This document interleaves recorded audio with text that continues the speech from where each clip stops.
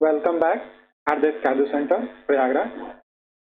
पिछले साइंस के फिजिक्स में हम मॉडर्न फिजिक्स के इंपॉर्टेंट न्यूमेरिकल सीरीज को कवर कर रहे हैं।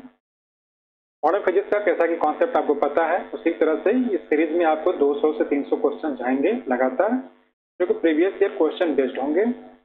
ठीक इसी क्रम में ये तीसरी वीडियो है। आप अन्य वीडियोस को प्लेलिस्ट में जाकर के देख सकते हैं। आइए शुरू करते हैं। Next question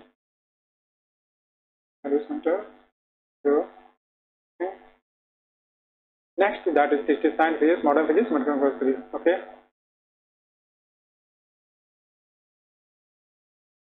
Okay. So first question is which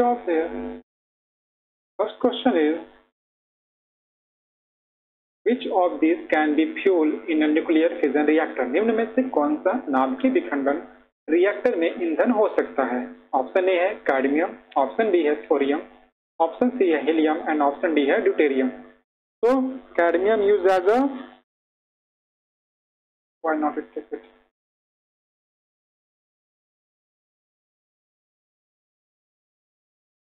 cadmium ये न्यूक्लियर रिएक्टर की बाहरी परत को मजबूत करने के लिए इस्तेमाल किया जाता है। हीलियम का यहाँ पे कोई काम नहीं होता है। ठीक, ये सन एनर्जी में है। यहाँ पे अब क्या आता है, थोरियम जो है वो यूरेनियम में कन्वर्ट हो जाता है न्यूक्लियर रिएक्टर्स में, न्यूक्लियर फिजन रिएक्टर्स में।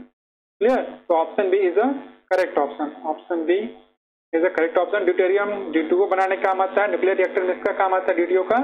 इसके लिए एक तो मंदक के रूप में, कंट्रोलर के रूप में, और दूसरा ठंडा करने के लिए एज अ कूलर के रूप में।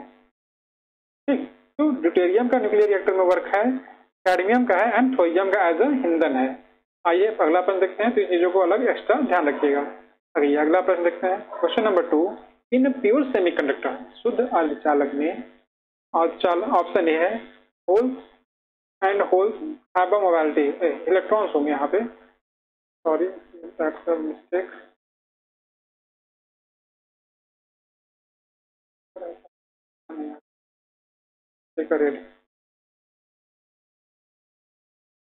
is a electron. So holes and electrons have a equal mobility. सिद्ध और इलेक्ट्रॉन समान गतिशील होते हैं। ऑप्शन बी है holes have a higher mobility. सिद्ध या बीवर बोल दें या होल्स अधिक गतिशील होंगे। ऑप्शन सी है electrons have a higher mobility, electron अधिक गतिशील होंगे। और ऑप्शन डी है ओनली इलेक्ट्रॉन्स आर मोबाइल, केवल इलेक्ट्रॉन गतिशील है। ठीक, इसमें आप जानते हैं एक सिंपल से फार्मूला मोबिलिटी को डिफाइन कीजिए। सबसे सिंपल, क्योंकि चारों ऑप्शन में मोबिलिटी पूछ रहा है। We know that mobility is defined as Ed upon E and it is equal to Qt upon M. It is M is a mass, और हम सभी जानते हैं द लोवेस्ट मास जो है, हमने मेजरेबल लोवेस्ट मास जो है वो किसका है, इलेक्ट्रॉन का। कितना, 9.1 इंटू 10 की power minus 31 kg। It is the lowest. इससे कम मेजरेबल मास अब तक नहीं मेजर किया गया, तो ये सबसे कम है। तो इसको डिफिनेशन देखिए, मोबिलिटी उसकी ज्यादा होगी जिसका मास कम होगा। Mobility mu proportional inversely proportional to M. Clear? तो जिसकी मोबिलिटी ज्यादा होगी उसका मास कम होगा, जिसका मास कम है उसकी मोबिलिटी ज्यादा है। तो यहाँ पे देखिए मास सबसे कम किसका है, इलेक्ट्रॉन का। तो इलेक्ट्रॉन का मास कम, इसलिए इलेक्ट्रॉन की मोबिलिटी सबसे ज्यादा हुई। तो option C is the correct option, that is electron have a higher mobility. Clear? Definition देख लीजिए, बस सिंपल सा। आइए अगला प्रश्न देखते हैं। When a PN junction is reverse biased its deflection region. जब पीएन जंक्शन को पक्ष दिशा बायस किया जाता है तब अवक्षय परत है। ऑप्शन ए है बिकम्स वाइडर, चौड़ा हो जाएगा।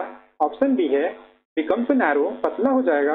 ऑप्शन सी है डिसअपियर एंड ऑप्शन डी है डज नॉट चेंज, अपरिवर्तित रहेगा। तो जनरली हम लोग जानते हैं पीएन जंक्शन में दो तरह से बायसिंग की जाती है। पीएन जंक्शन क्या होता है, एक साइड पी टाइप सेमीकंडक्टर, दूसरी तरफ एन टाइप सेमीकंडक्टर होते हैं। जब इसमें आवेश चार्ज कैरियर्स फ्लो करते हैं तो इसके मिडिल एरिया में इलेक्ट्रॉन एंड होल्स इलेक्ट्रॉन को नेगेटिव एंड होल्स को पॉजिटिव लिखा दिया। ये दोनों एक दूसरे को डिफ्यूज कर देते हैं, न्यूट्रल कर देते हैं, और यहाँ पे एक वोल्टेज क्रिएट हो जाता है जिसकी वजह से and it is becomes a barrier. यहाँ से जो चार्ज यहाँ ट्रांसफर होते हैं, इस बैरियर की वजह से यहाँ पर उनके लिए एक बैरियर क्रिएट हो जाता है। इसी बैरियर एरिया को बोलते हैं डिफ्लेक्शन रीजन। डिफ्लेक्शन रीजन इतना तो हम सभी जानते हैं, कॉमन है, क्लास 12 से पढ़ते आ रहे हैं।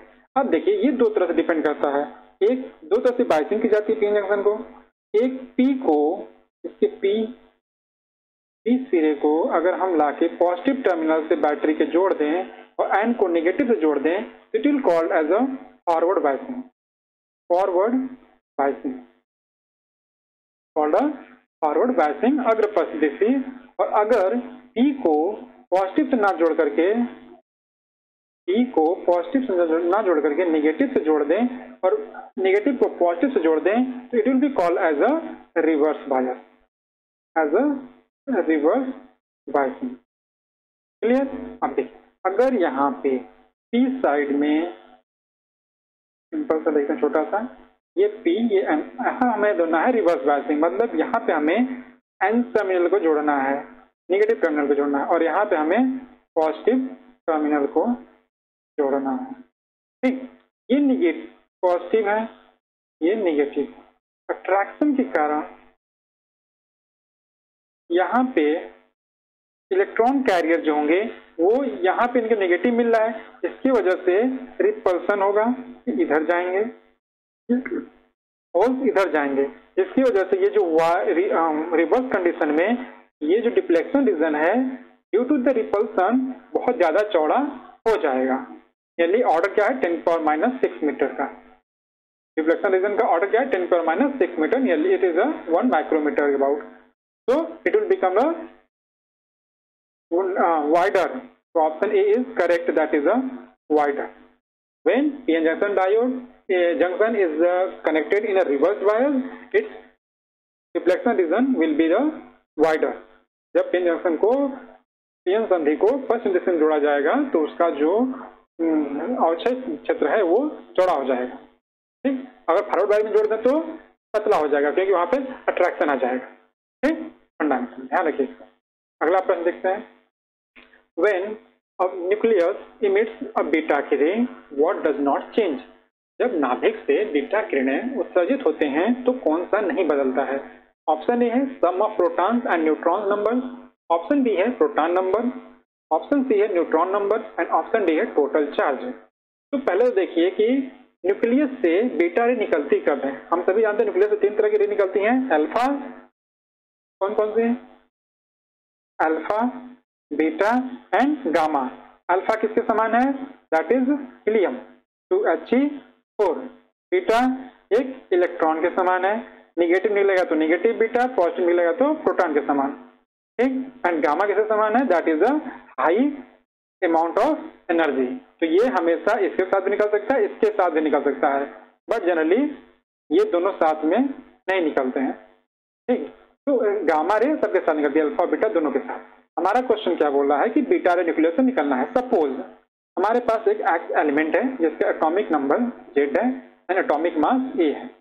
अगर इससे एक बीटा रे निकले, सपोज इट इज इंक्रीजिंग, तो according to the displacement law Z plus A and A1 and that is -1e⁻0 and lots of energy. यही है डिस्प्लेसमेंट लॉ। ठीक, तो ये देखिए यहाँ पे क्या चेंज हुआ, Z+1 हो गया तो एटॉमिक नंबर चेंज हो गया। क्या क्या चेंज हो गया? Z विल बी चेंज, और Z किसके बराबर होता है? नंबर ऑफ प्रोटॉन्स के, number of proton, also number of electron. अगर चार्ज आयन नहीं होता है एलिमेंट तो proton is equal to number of proton is equal to number of electron. अगर चार्ज आयन होगा तो नहीं होगा, रिमेंबर दैट थिंग। ओके, और न्यूट्रॉन, जब Z न्यूट्रॉन में वो प्रोटॉन और इलेक्ट्रॉन के अगर डिफरेंस, प्रोटॉन अगर डिफरेंस है तो न्यूट्रॉन भी डिफरेंट हो जाएगा, चेंज हो जाएगा। क्या चेंज नहीं हो रहा है? ऊपर देखिए E की वैल्यू चेंज नहीं हो रही है, जो रिएक्टेंट की थी वही प्रोडक्ट की है। तो A is a atomic mass, atomic mass change नहीं होगा एंड दैट्स, और एटॉमिक मास क्या होता है? It is equal to the sum of proton plus neutron. So the sum of number of protons and number of neutrons will not going to change during the beta ray emission. Okay, option number E is your correct option. Where is it? Option is correct. Next question देखते हैं. Okay, next question. The ratio of specific charge of a proton and alpha particle is. Option A है 2:1, option B है 1:2, option C है 1:4 and option D है 1:1. तो पहले देख लीजिए स्पेसिफिक चार्ज क्या होता है. What is the specific charge? How to define it? तो डिफाइन करते हैं, सपोज सिग्मा से लीजिए. कैसे डिफाइन करते हैं? Charge upon mass. चार्ज पर unit mass is known as a specific charge. हमारे किससे पूछा है? प्रोटॉन पे. That is on the proton. एक प्रोटॉन है और दूसरा किससे पूछा है? अल्फा पार्टिकल पे. तो प्रोटॉन के केस में देखते हैं. प्रोटॉन 1h1, इसमें क्या है? जेड चार्ज कितने हैं? 1 इलेक्ट्रॉन. और मास ए कितना है? 1. ए की वैल्यू 1, जेड की वैल्यू 1. अल्फा पार्टिकल किसके बराबर होता है? 2h4. तो इसमें इलेक्ट्रॉन चार्ज कितना होगा? 2 electron and mass is 4 unit. Okay, तो स्पेसिफिक चार्ज ऑफ प्रोटॉन देखिए. Specific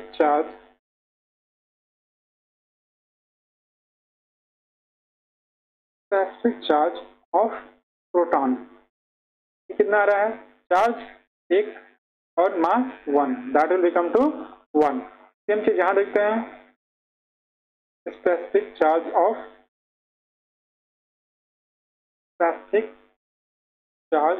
of alpha particle. Specific charge of alpha particle क्या है? इसको यहां ले आता हूं. तो देखिए स्पेसिफिक चार्ज कितना है? 2 unit and mass 4. It become to 1/2. Question ने क्या पूछा? रेशियो. पहले प्रोटॉन का फिर अल्फा पार्टिकल का. तो 1:1/2 ऊपर चला जाएगा. 2:1. तो correct answer is a, that is 2:1. Clear? Simple. पहले डिफिनेशन देखिए क्वेश्चन क्या बोल रहा है. स्पेसिफिक चार्ज के बारे में पूछा, हमने उसका डिफिनेशन लिखा. फिर प्रोटॉन के पास 1 इलेक्ट्रॉन है, 1 यूनिट चार्ज हो गया और उसका मास जो है वो 1 है, एटॉमिक मास. सेम चीज अल्फा पार्टिकल में 2 इलेक्ट्रॉन है, मतलब 2 यूनिट चार्ज है और 4 उसका एटॉमिक मास है. सभी चार्ज जो है वो चार्ज रेशियो का मास है, उनको डिवाइड कीजिए, आंसर आपके सामने आ जाएगा 2:1. आइए अगला प्रश्न देखते हैं. प्रश्न है whose experiment showed that items have a discrete energy level. परमाणु में विविध ऊर्जा स्तर होते हैं, ये किसके प्रयोग से दर्शाया गया? तो जनरली आप देखिएगा 3 या 4 एक्सपेरिमेंट हैं, इनको आप अच्छे से सर्च करके लिख लीजिएगा.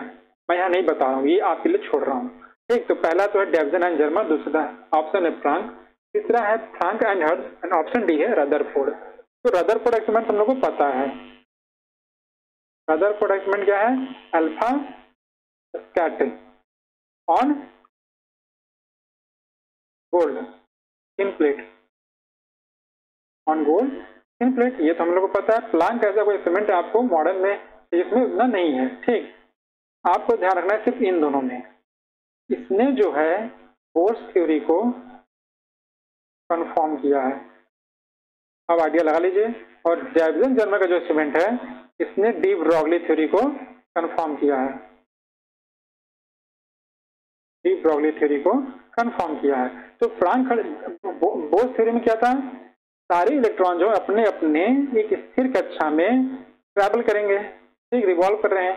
तो यहाँ पे क्या है? डिस्क्रीट एनर्जी लेवल है एंड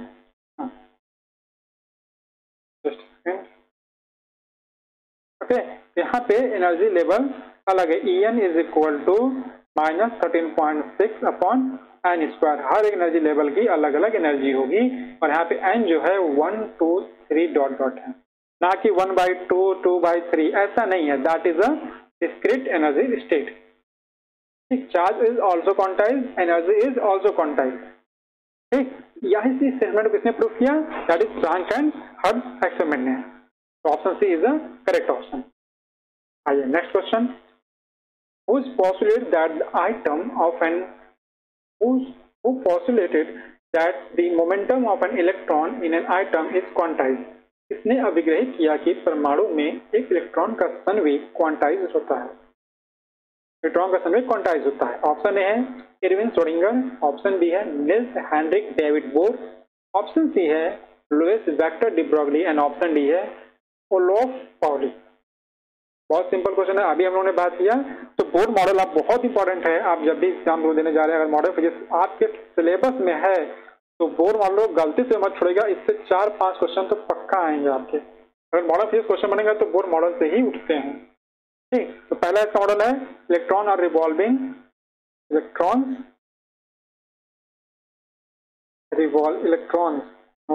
ये नहीं होगा। Electrons revolving in circular fixed orbit around a nucleus,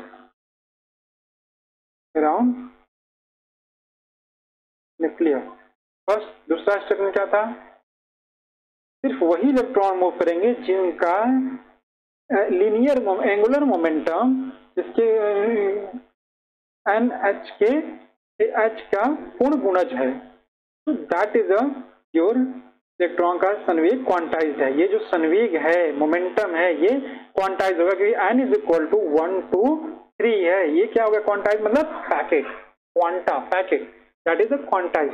n is equal to 1 2 3 4 dot dot, ये that is a 4 and 5 and 6 dot dot.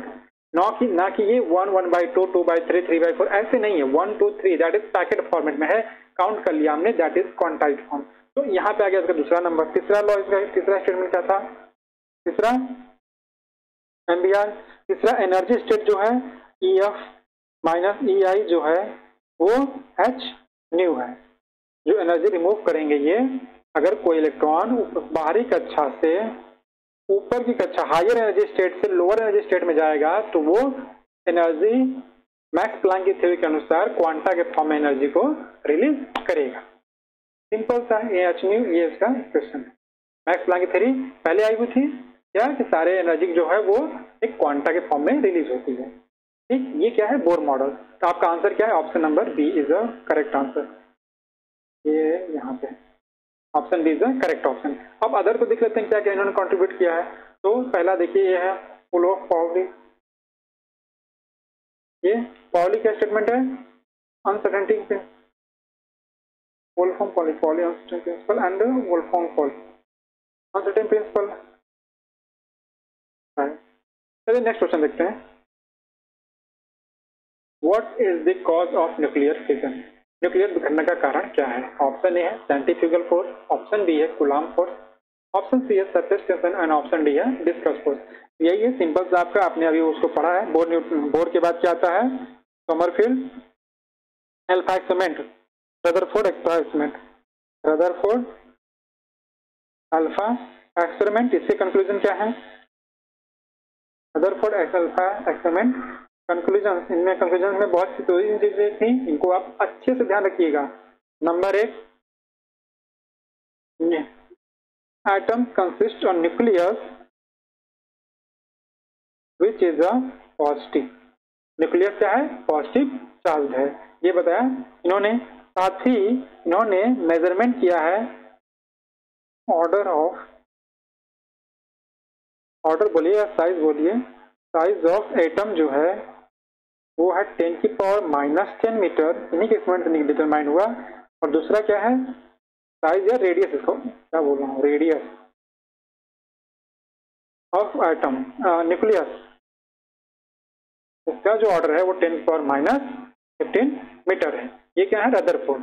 Number 2, इन्होंने बोला कूलॉम लॉ एटॉमिक लेवल पे work करता है। कूलॉम लॉ एटॉमिक लेवल पे works at atomic level, works at atomic level, works at atomic level। तो ठीक, तो ये दो तीन कंक्लूजन है जिनको आप याद रखेंगे तो इस तरह क्वेश्चन आएंगे तो बहुत आराम से हो जाएंगे। और इसमें कोई बड़ा न्यूमेरिकल नहीं आने वाला है, कॉन्सेप्ट ही क्वेश्चन आएंगे। यहाँ आएंगे तो आप कर पाएंगे, नहीं आएंगे तो आप नहीं कर पाएंगे। इसमें तुक्का भी मारेंगे तो शायद ही गलत निकल जाए। ठीक, तो सिर्फ कॉन्सेप्ट के रखिए, आराम से हो जाएगा। मॉडर्न फिजिक्स में कोई न्यूमेरिकल नहीं आएगा, सिर्फ कॉन्सेप्चुअल क्वेश्चन आएंगे, वन लाइनर ऐसे ही। ये आपका पीआईक्यू क्वेश्चन है। चलिए नेक्स्ट क्वेश्चन देखते हैं। A half life equation of a radioactive substance is, रेडियोधर्मी पदार्थ की अर्धायु समीकरण है। पहले तो हाफ लाइफ की हाफ से रिप्रेजेंट कर रहे हैं। जनरली हम लोग जानते हैं 6.00693 अपॉन लैम्डा। लैम्डा क्या है? डिसइंटीग्रेशन कांस्टेंट, डिसइंटीग्रेशन कांस्टेंट, और ये आपका हाफ लाइफ,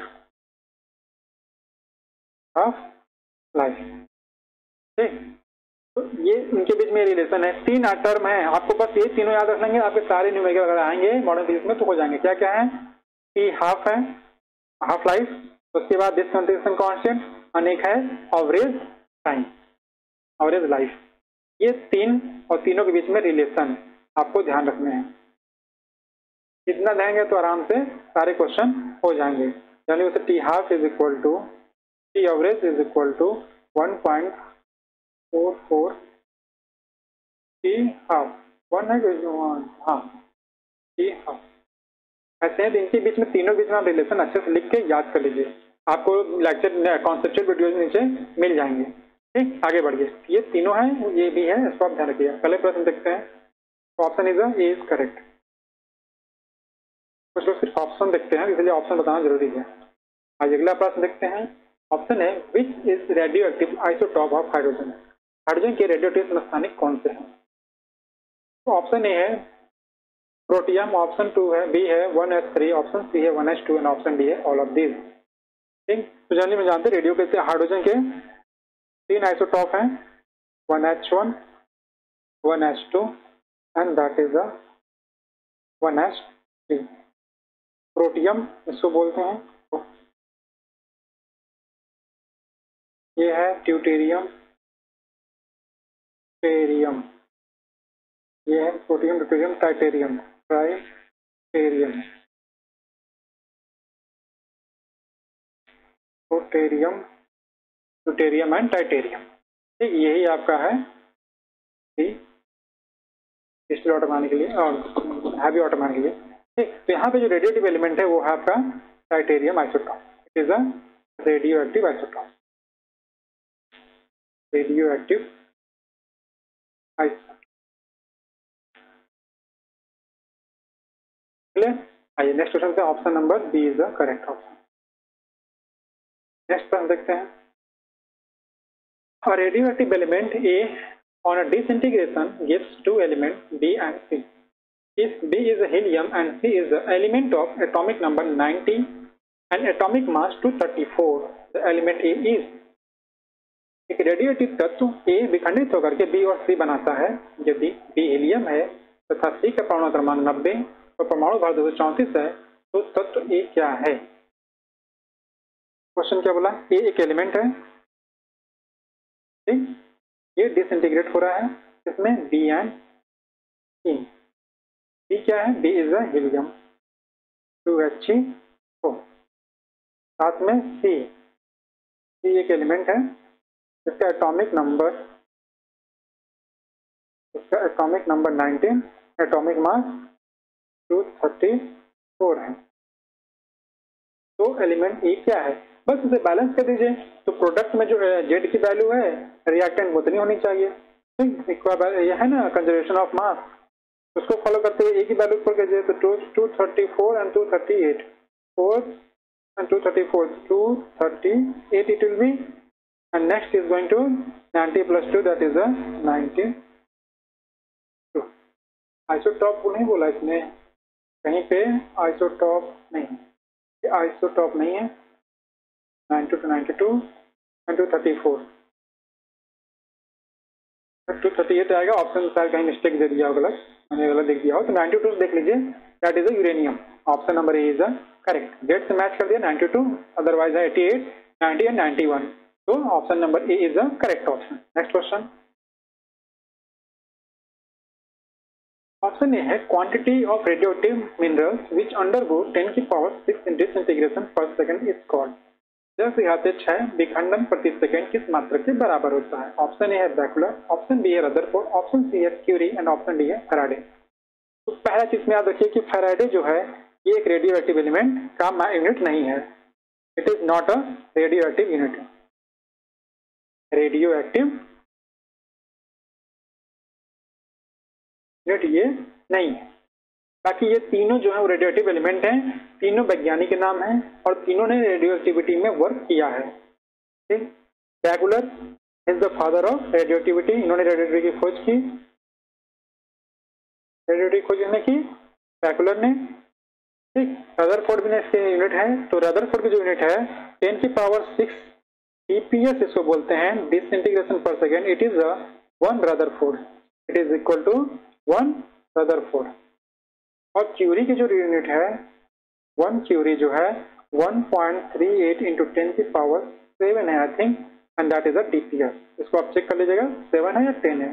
ठीक, और ये जो 1 डीपीएस है ये है 1 Becquerel. DPS is equal to Becquerel. Rutherford के लिए जो है 10 की पावर 6 डीपीएस एंड क्यूरी के लिए 1.38 इंटू 10 की पावर 7 और 10 आई थिंक 10 है और 7। ठीक, तो ये आप चेक कर लीजिएगा, कोई कंफ्यूजन हो रहा है। ठीक, तो ये है आपके राइट ऑप्शन। तो किसके मात्रा के बराबर? That is option B Rutherford. Option B is a Rutherford. ठीक, तीन ही यूनिट है बैकुलर, रदरफोर्ड, मैक्यूरी। क्यूरी की डेथ हुई है, क्यूरी ने नोबेल प्राइज पाया है, आपको सारी चीजें पता है। अगला प्रश्न देखते हैं। अगला प्रश्न है the radius of atomic nucleus is of order. Nucleus radius किसने बताया है? रदरफोर्ड। Again Rutherford. आपको बताया इनका जो मॉडल था एक्सपेरिमेंट अल्फा पार्टिकल। क्या ऑर्डर है रेडियस का? रेडियस ऑर्डर 10 की पावर। न्यूक्लियस का रेडियस पूछा है 10 पावर माइनस 15 मीटर। फेमटो में मीटर में सेंटीमीटर बदल लीजिए, 10 की power minus 13 centimetre. Option number C is the correct. Clear? अगर ये आपको रेडियस ऑफ एटम पूछता तो रेडियस ऑफ